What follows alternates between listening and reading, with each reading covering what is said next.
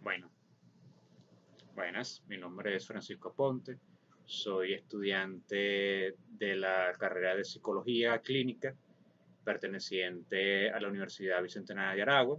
Actualmente me encuentro en el octavo semestre y el día de hoy les voy a realizar una videoexposición referente a diferentes trastornos contenidos en la materia Teoría de la Tratamiento, Psicología Clínica 2, en la cual les hablaré acerca de diferentes tópicos tales como neurosis, depresión, ansiedad. Sin más que agregar, comencemos. La neurosis podría definirse como la estrategia que desarrolla la persona para eludir lo inaceptable, decepción, frustración, ira, aunque con frecuencia lo que más trata de evitar el mecanismo neurótico es el sentimiento de angustia, existencia o ansiedad. En pocas palabras, la personalidad neurótica es aquella que mantiene elevados mecanismos de defensa para no enfrentarse a emociones, pensamientos o instancias de la realidad, tanto interna como externa, que le resultan amenazantes.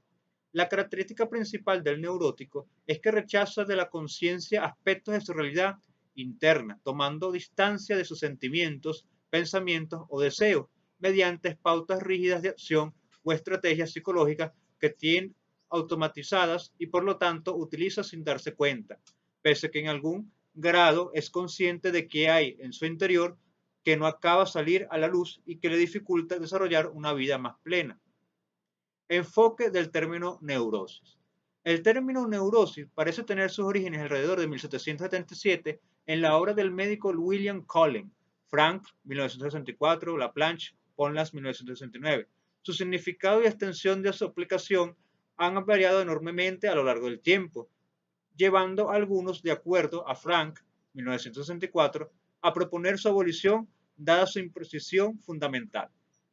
En el psicoanálisis, el término neurosis representa una parte fundamental de la teoría de la psicopatología y de la clasificación psicopatológica. Partiendo de Freud, el concepto psicoanalítico de la neurosis engloba toda afección psicógena cuyos síntomas son la expresión simbólica de un conflicto psíquico que tiene sus raíces en la historia infantil del sujeto y constituyen compromisos entre el deseo y la defensa. En el marco de la psicología clínica de orientación humanista, el concepto de la neurosis siempre ha sido utilizado como noción psicopatológica fundamental.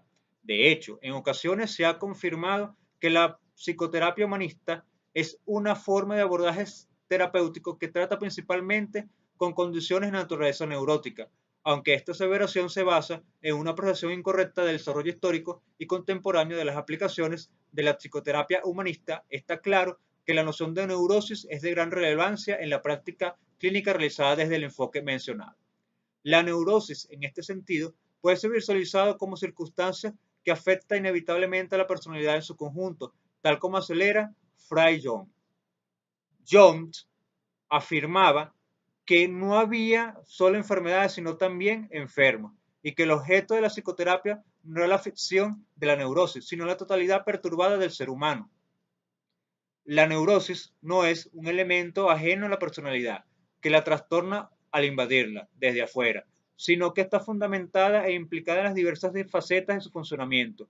Cuando se manifiesta, lo hace desde adentro, como parte de la psique total. En efecto, las condiciones neuróticas no son males focalizados, estrechamente circunscritos, sino síntomas de cierta disposición falsa de la personalidad total. John, 1931. Así, para John, la neurosis y los síntomas neuróticos deben ser colocados en el contexto dinámico de la personalidad global del individuo para poder llegar a ser comprendido.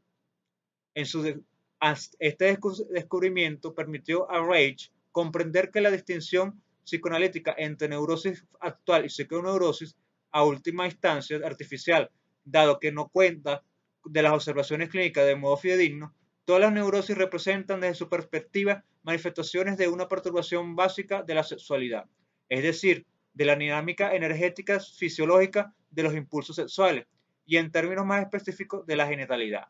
Así, todas las condiciones neuróticas se basan en lo que Reich 1949 denominó el núcleo somático de la neurosis, entendido en términos de psicoenergéticos como producto de la libido contenida en el o del éxtasis energético de la excitación sexual.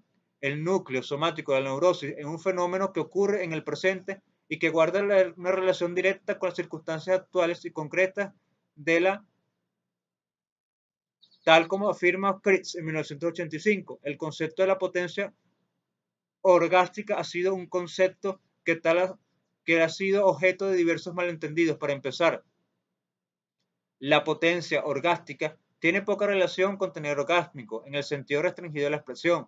Más bien, se trata de la capacidad de entregarse sin inhibiciones ni bloqueos de la corriente de energía biológica que se descarga preferentemente en contracciones musculares involuntarias. Abarca, por lo tanto, la relación total del individuo con su cuerpo y con su pareja. Vida del individuo, es decir, el estasis bioenergético es un proceso psicofísico que puede equipararse con la neurosis actual definida por Freud.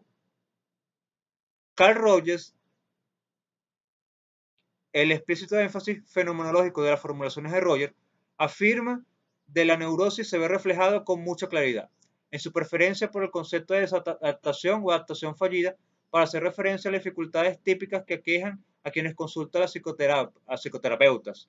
Sus concepciones teóricas en esa área son fundamentalmente procesuales y descriptivas, y debido a ello resulta muy difícil separarlas de manera precisa de sus ideas acerca del funcionamiento psicológico en general. Uno de los conceptos centrales para comprender sus consideraciones respecto a la neurosis que es necesario introducir aquí es la noción básica de la estructura del self, del mismo, un patrón conceptual organizado, fluido pero consistente de percepciones de características y relaciones del yo o del mí, junto a valores ligados de este concepto, que pertenece a una visión más amplia de los procesos constituyentes de la subjetividad como es experimentada por las personas. Para Rogers, el self o el yo requiere su estructura de modo gradual a través de la interacción del entorno y en particular como resultado de los intercambios con otras personas que impliquen evaluaciones o juicios respecto a sus vivencias y conducta. Frederick Perls. En la obra de Perls, el concepto de neurosis no es un concepto unequívoco, es sino un concepto que puede ser entendido y descrito de múltiples puntos de vista que resultan ser complementarios puesto que expresan diferentes aspectos de su mismo fenómeno. En términos generales, la aproximación gestáltica se caracteriza por emplear dos perspectivas fundamentales a la hora de acercarse a la conceptualización de las condiciones neuróticas. Por un lado, busca comprender la neurosis como proceso humano más que una entidad nosológica o estructura del psicológica, y por otro lado considera que las condiciones neuróticas deben ser visualizadas como trastornos mentales, sino como trastorno del organismo en su totalidad.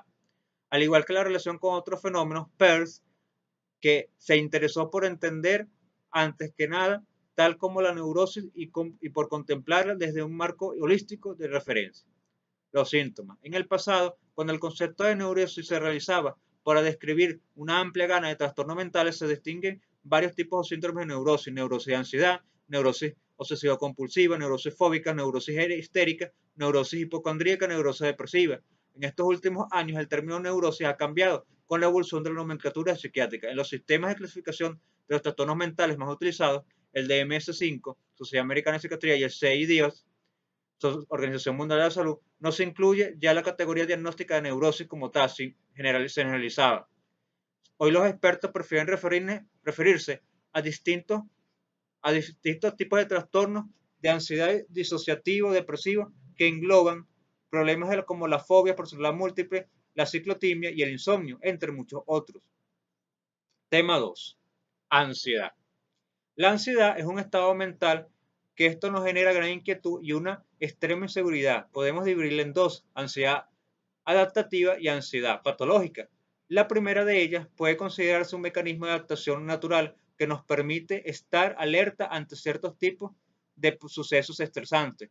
Cuando la intensidad aumenta y provoca malestares significativos, es cuando la consideramos patológica. Sentir miedo y ansiedad es parte de la vida. Esta sensación puede ser útil para estar más alerta y ser más cauteloso ante ciertas situaciones. Una vez que aprendes a superarla, la ansiedad será problema del pasado. Te decimos todo lo que debes saber para que la ansiedad no desgaste tu felicidad ni se interponga en tu camino. Causas y consecuencias. Se han realizado muchos estudios, pero los científicos no han podido definir una causa exacta que genere este trastorno. Sin embargo, existen una serie de factores que pueden influenciar su aparición, aunque podríamos decir que algunas de las causas de la ansiedad son los factores hereditarios, el ambiente en el que vives, eventos traumáticos, sufrir demasiado estrés, vivir cambios radicales, etc. Entender por qué sufrimos de ansiedad nos ayudará a hacerle frente al problema y llevar a solventarlo. Síntomas básicos: taquicardia, físico, taquicardia, falta de aire, temblores, sudoración, náuseas, vómitos, dificultad motora, mareos, entre otros. Psicológicos y conductuales: sensación de peligro constante, inseguridad, inquietud, agobio, estado de alerta, bloqueos, impulsibilidad. Cognitivos: confusión y dificultades para concentrarse o prestar atención. Sociales: dificultad para expresarse, irritabilidad y ensimismamiento. Tratamiento: las técnicas de tratamiento más eficaces que se usan habitualmente con la terapia para los trastornos de ansiedad son varios tipos: técnicas farmacológicas, técnicas cognitivas, técnicas de relajación y de las técnicas fisiológicas y de técnicas entradas de la conducta. Técnica farmacológica: los ansiolíticos son un tipo de fármacos que reducen los síntomas de ansiedad rápidamente, lo cual resulta muy útil en los tratamientos del ataque de pánico o de las obsesiones. Ahora bien, con ellos no se aprende a controlar la ansiedad, por lo que si se utilizan solos no suelen curar el trastorno. Son útiles en caso de reacciones intensas o no controlables, pero hay que sustituirlos poco a poco por el autocontrol. De lo contrario, suelen degenerar en una adicción a este tipo de fármacos. Técnicas cognitivas: es una serie de técnicas psicológicas en las que hay que comenzar por dar formación sobre el trastorno, su curación. Se basa en el entrenamiento del individuo o técnicas que mejoran su capacidad de autoobservación y de autocorrección de sus pensamientos, su conducta y sus emociones. Técnicas de relajación de la actividad fisiológica: enseña a las personas a relajarse, disminuir la activación fisiológica, soltar los músculos, respirar correctamente, imaginar, etc. Hay que practicarlas todos los días. Existen diversos tipos de técnicas de relajación muscular progresiva, respiración, imaginación, etc.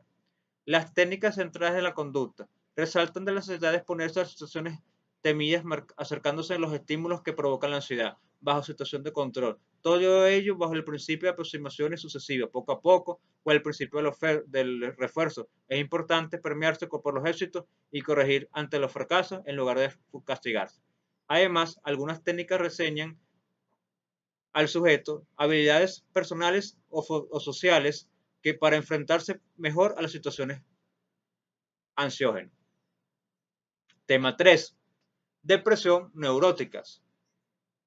¿En qué consiste? Generalmente tiene sus inicios en la relación de una pérdida o fracaso de cualquier tipo. Generalmente acontecimiento que hunda o afecte profundamente a una persona como problemas familiares, la muerte de un ser querido o la pérdida del trabajo, o fracaso en los estudios pueden ser las causas de este tipo de sufrimiento.